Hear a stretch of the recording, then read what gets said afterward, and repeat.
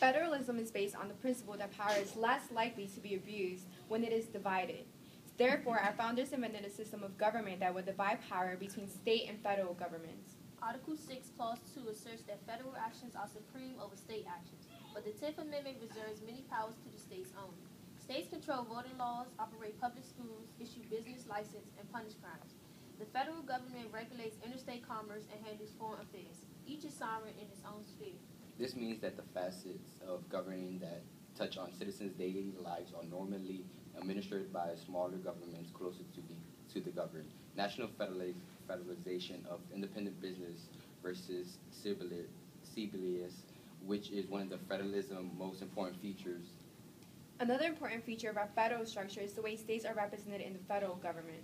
Each state has 2 members in the Senate, and the Electoral College gives each state a voice in choosing our president. Our system of federalism is also based on the principle of checks and balances. States can check the power of the federal government as they did in Massachusetts versus the United States Department of Health and Human Services. And the federal government can check the states as they did in Gonzalez versus Lodge. We agree with Sandria Day O'Connor opinion that federalism offers an important benefit in our democracy. First, federalism spreads out the power, thus giving government the ability to meet the needs of a diverse society. States can enact laws that best fit their constituents, which enhances popular sovereignty and majority rule. Second, federalism provides the citizens with more opportunities to get involved in the democratic process. Federalism allows citizens of a state to run for governor, city council, and mayor within their states and towns. Citizens have the ability to vote for local, state, and federal representatives. They can also attend hearings, write op-eds for newspapers, sign petitions, and protest at all 3 levels of government. Third, it creates competition among states to keep their citizens through new policies. For instance, states like Utah have lured businesses and jobs away from the traditional financing centers like New York City to attractive tax policies. Finally, it allows states to learn from each other's successes and mistakes through innovation and experimentation. Supreme Court Justice Louis D. Brandeis once said that a single courageous state may, if its citizens choose, serve as a laboratory and try novel social and economic experiments without risk to the rest of the country. His metaphor is perhaps the prime image of federalism today. Policy is experimented with on the state's level first, before it is on the national level. For instance, the Affordable Care Act was based on a model first used in Massachusetts, which had proven to be successful, and states like Wyoming allowed women to vote long before the 19th Amendment was added in 1920.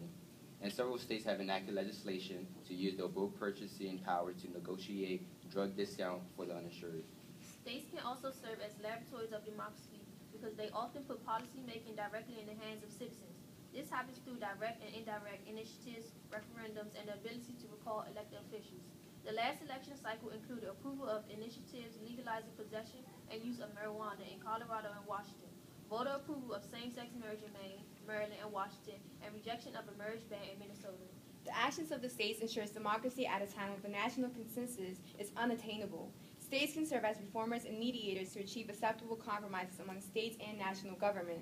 This system protects the freedom of citizens to oppose national policy. The criticism of government is necessary in strengthening democracy, thus leading to one of the key principles of federalism, that states can and should provide 50 laboratories of democracy instead of one centralized government to promote prosperity. Wonderful, thank you. Let me ask you, you talked a little bit about the different roles and responsibilities between the state and federal government. One of the controversial issues we're dealing with today, as you well know, is immigration. I mean, what do you think about that? Should states, maybe rather than the national government, have the power to regulate immigration? I don't think that states should have the power to regulate immigration, because immigration does not just affect one state. It affects the United States as a whole.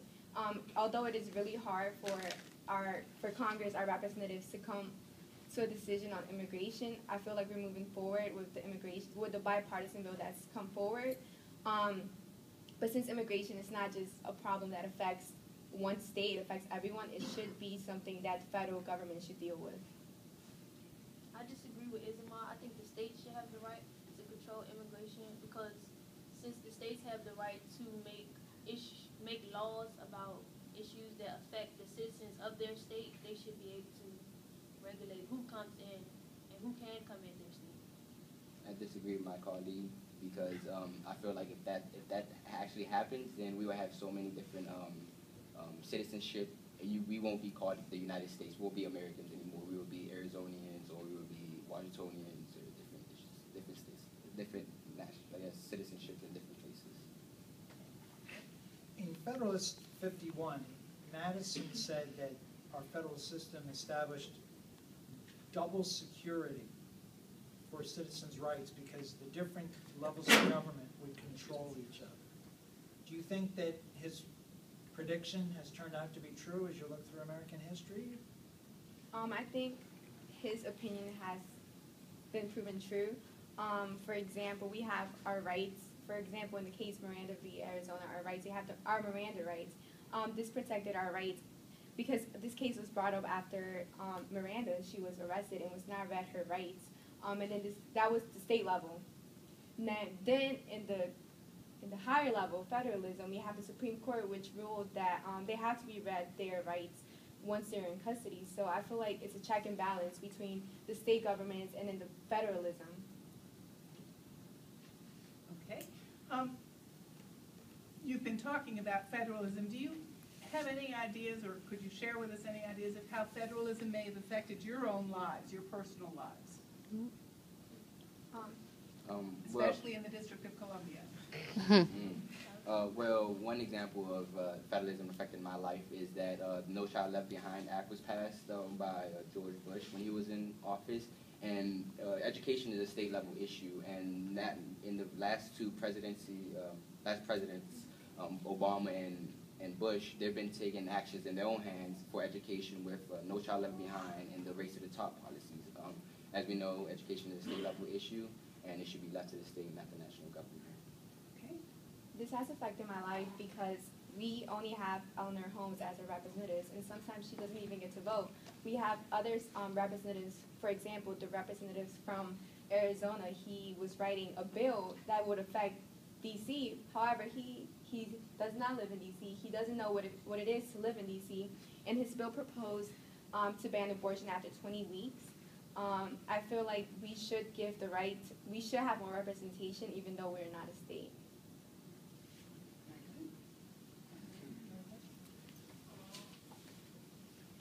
How, what are the reserved or police powers referred to in the 10th Amendment, and for what purposes do the states use them?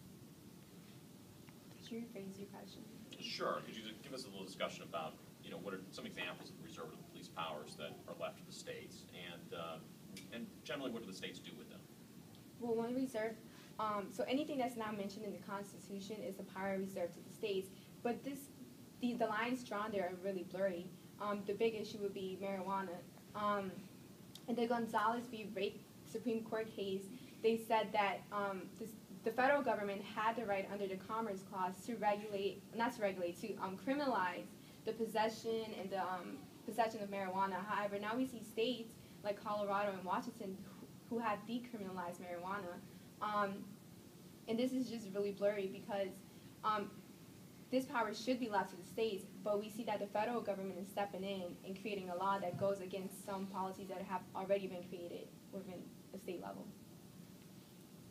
You have indicated that you think that federalism means that the decentralized governments are more sensitive to the diverse needs of a heterogeneous society rather than the federal government. How does the history of race relations in this country make you continue to take that position or change your mind?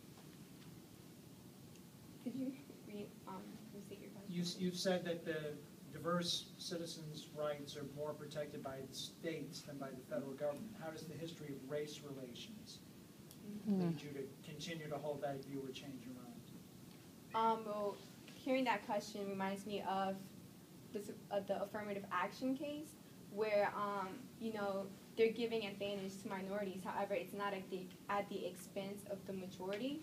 This case was brought up in California, and I feel like race relationships is a really controversial issue still here in America. It started from slavery, and now it's not even what color you are.